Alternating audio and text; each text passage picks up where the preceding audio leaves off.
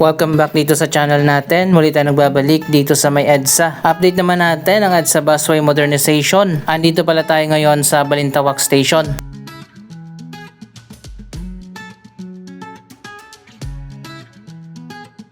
Para sa mga hindi pa nakakaalam, 4 na station ng EDSA Busway ang magkakaroon ng modernization. Ang Monumento Station, Bagong Barrio, North Avenue Station, kasama na ang Guadalupe Station. Pero itong Balintawak Station ay hindi pa kasama sa modernization na gagawin. Siguro sa phase 2 kasama na ito. Ganito yung lumang design ng EDSA Busway Station. Masikip at hindi commuter friendly.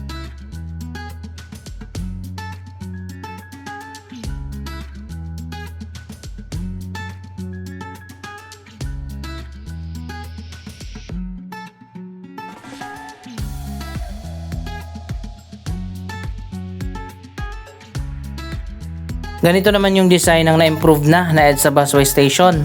May 3 elevator, isa dito sa gitna at 2 naman sa magkabilang side.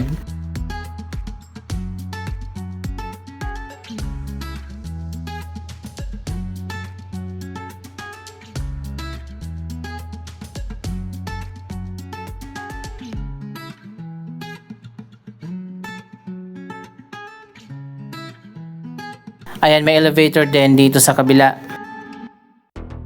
Pero wala ditong escalator, mga hagdanan lang.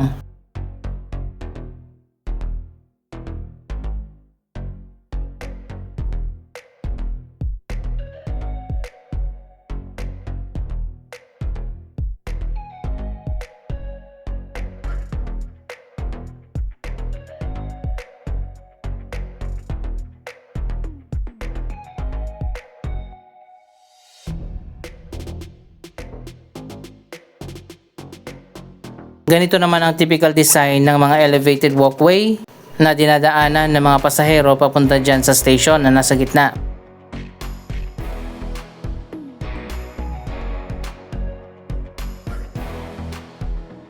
Kaso ang naging issue nga dito, hindi na gumagana yung ibang mga elevator.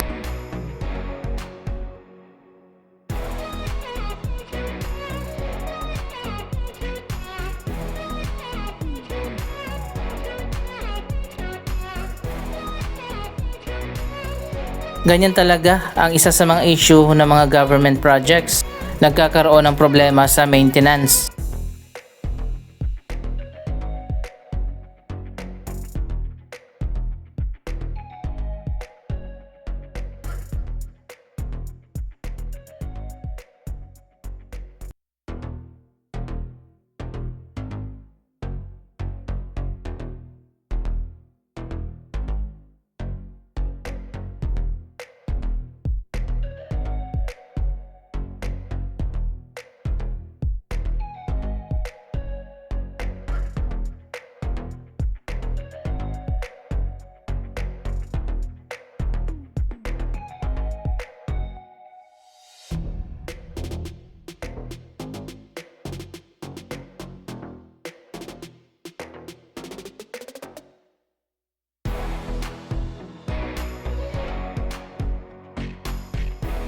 Dalawang station ang pupuntahan natin ngayon na ongoing na ginagawa ang modernization, ang Bagong Barrio at Monumento.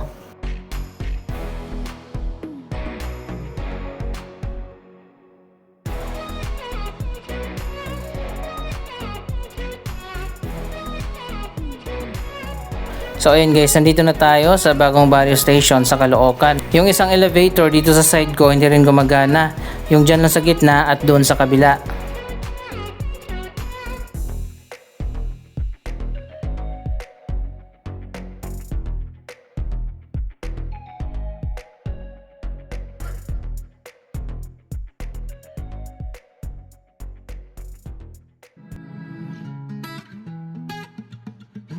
Ayun, makikita naman natin parehas lang din ang design ng footbridge kaya hindi na tayo akyat.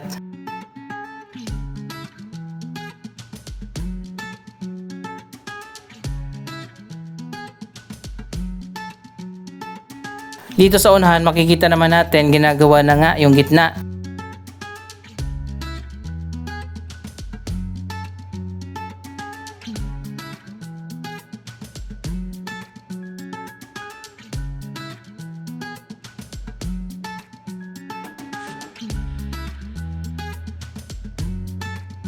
Ginawa na yung platform dito sa gitna at magkakaroon na nga ng canopy.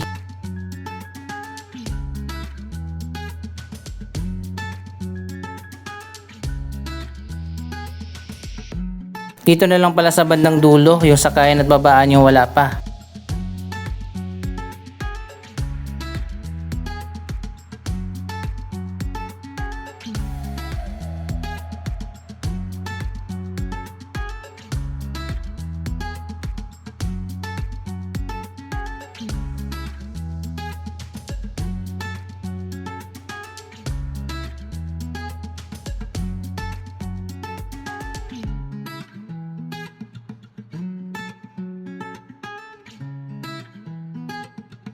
Ang ginawa pala nila dito, sa kabilang dulo sila nagsimula.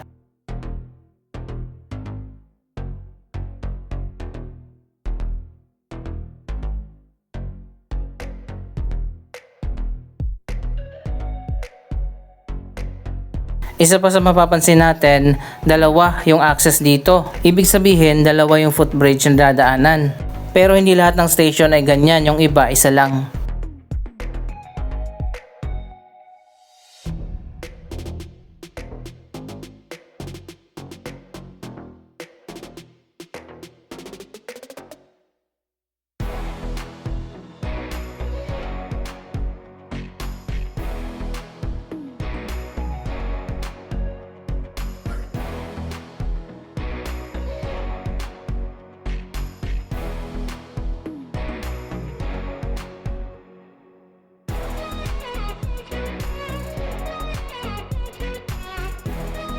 Ito rin yung bagong gawa na footbridge.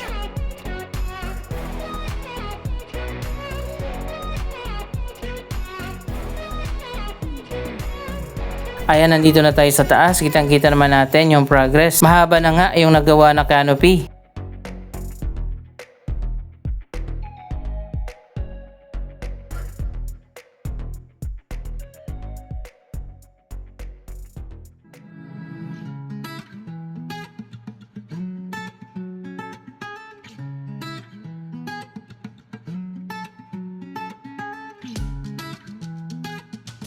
Ayan guys, ganito pala yung magiging design niya, kaparehas lang din doon sa Kamuning Station. Ganyan din yung canopy na ginawa doon. Ang kaibahan lang, iba yung design ng elevated walkway o footbridge. Mas maganda o mas modern yung design. Bakit kaya hindi na lang ganon ang ginawa nila na design?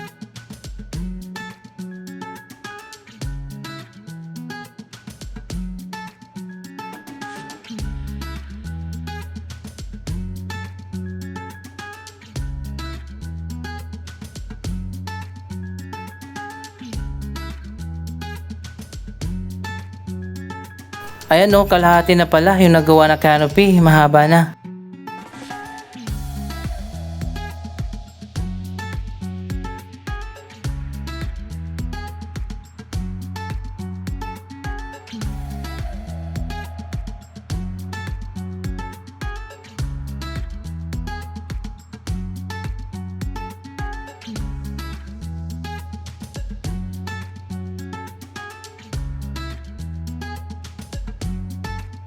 Tapos na rin yung hagdanan dito pero nakasarado pa.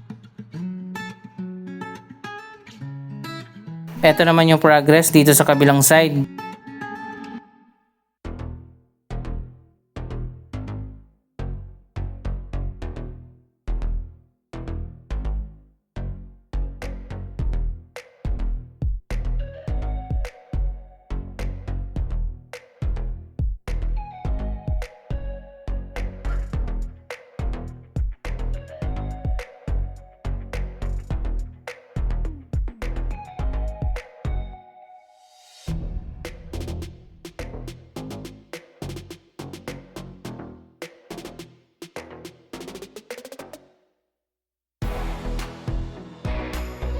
Mas mauuna pala ito na matapos kaysa doon sa Monumento Station at North Avenue Station.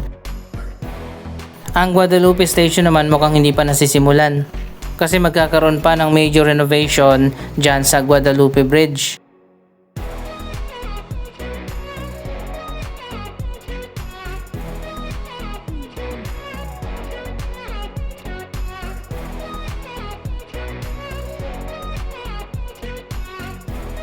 Ayan, makikita naman natin mas malapad na rin yung platform na dadaanan ng mga commuters habang naglalakad.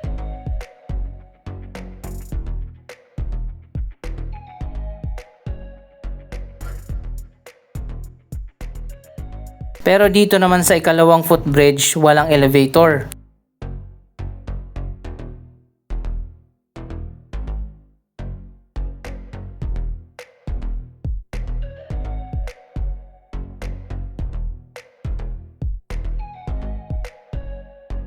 Andito naman tayo sa pinakadulong station, ang Monumento. May elevator din dito pero sa ngayon hindi rin gumagana.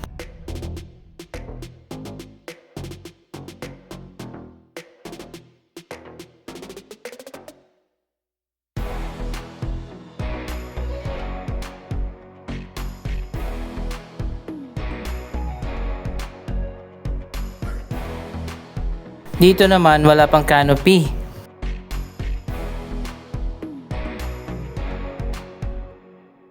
So ayan, medyo mahaba pa yung gagawin nila. Katulad din sa bagong Barrio Station, dalawa din yung footbridge na pwedeng daanan ng mga commuters.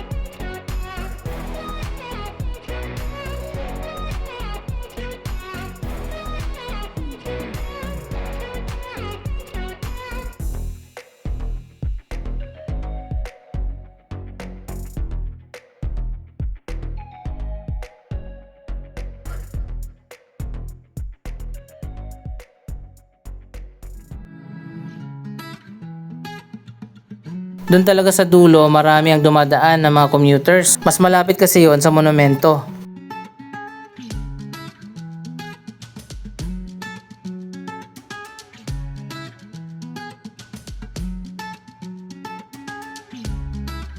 May elevator din dito sa gitna at may ramp.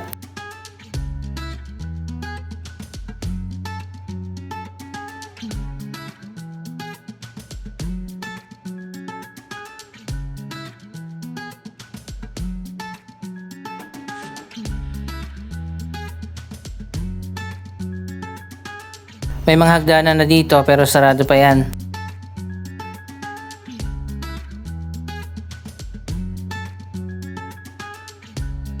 So ayan guys, ganito pa yung progress dito sa Monumento Station. Malawak na rin yung platform area na dadaanan ng mga commuters.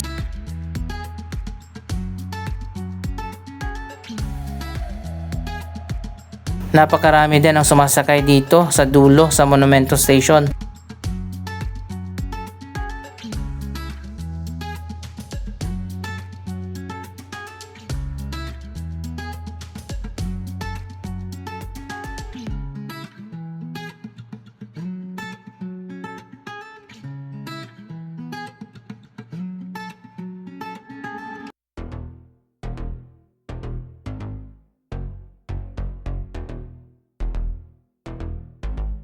Dito naman isang elevator ang gumagana.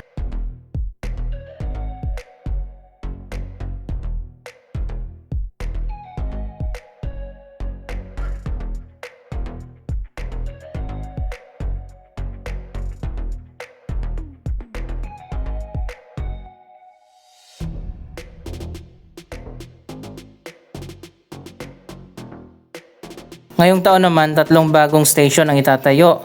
Isa sa PITX, isa sa Cubao, at isa sa Magallanes.